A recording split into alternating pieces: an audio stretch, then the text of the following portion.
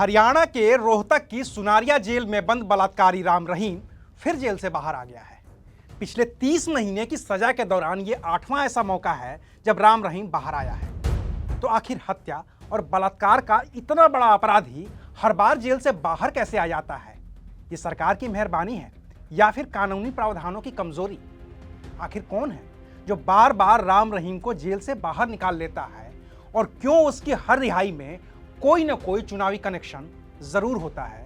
आज बात करेंगे इसी मुद्दे पर। नमस्कार, मैं हूं अविनाश और आप देख रहे हैं अनकट। कैदी नंबर 1997, यही परिचय है उस अपराधी गुरमीत राम रहीम का जो बलात्कार और हत्या के मामले में हरियाणा की सुनारिया जेल में साल 2017 से ही बंद है और उम्र कैद की सजा काट रहा है।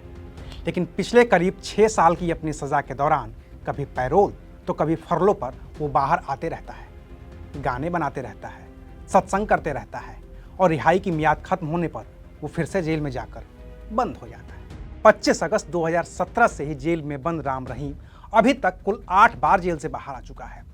पहली बार वो 24 अक्टूबर 2020 को एक दिन की पैरोल पर बाहर आया था और तब उसकी मां बीमार थी।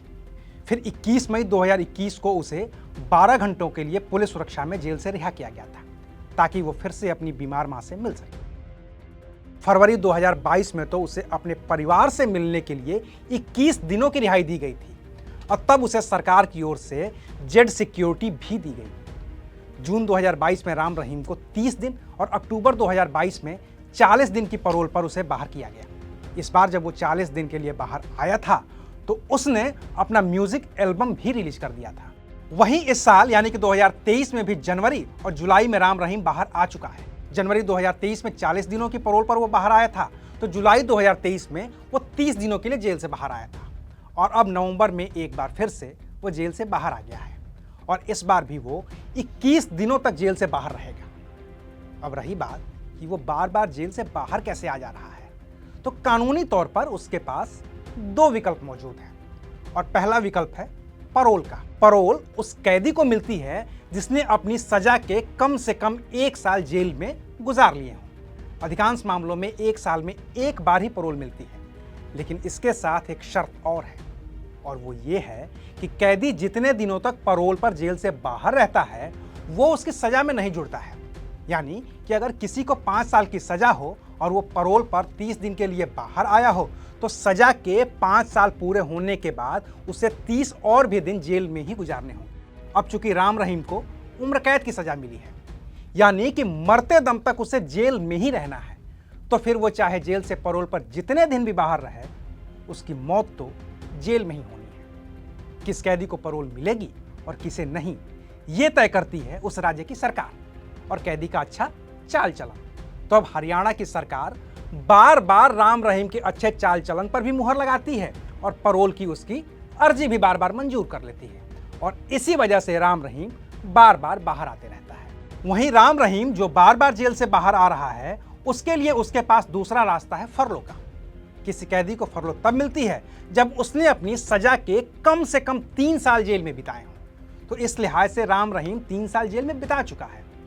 फरलो की खास बात यह है कि यह अवधि सजा में भी जुड़ती है, यानी कि फरलो पर बाहर आने वाले कैदी को कोई अतिरिक्त सजा भुगतनी नहीं पड़ती है, चाहे वो फरलो पर जितने दिन भी बाहर रहे। लेकिन सबसे बड़ा सवाल कि क्या राम रहीम की जेल से रिहाई का कोई चुनावी कनेक्शन भी है? ऊपरी तौर पर तो यूं दिखता है कि राम रहीम हरियाणा की जेल में बंद है और पैरोल या फरलो के बाद उसे यूपी के बागपत में रहना है, तो इसका चुनाव पर क्या ही असर होगा। लेकिन पिछले पैरोल और फरलो पर रिहाई के दौरान अगर गुरमीत राम रहीम के ऑनलाइन दरबार को देखें तो स्थिति पूरी तरह से साफ हो जाती है। अभी चुनाव राजस्थान में है और राजस्थान के जो जिले हरियाणा से सटे हुए हैं जैसे कि श्रीगंगानगर और हनुमानगढ़, उनमें राम रहीम के डेरा सच्चा सौदा के खासे अनुयायी हैं जो किसी भी चुनाव को प्रभावित कर सकते हैं। राम रहीम तो खुद श्रीगंगानगर का ही रहने वाला है, तो राजस्थान उसके प्रभाव से कतई अछूता नहीं है।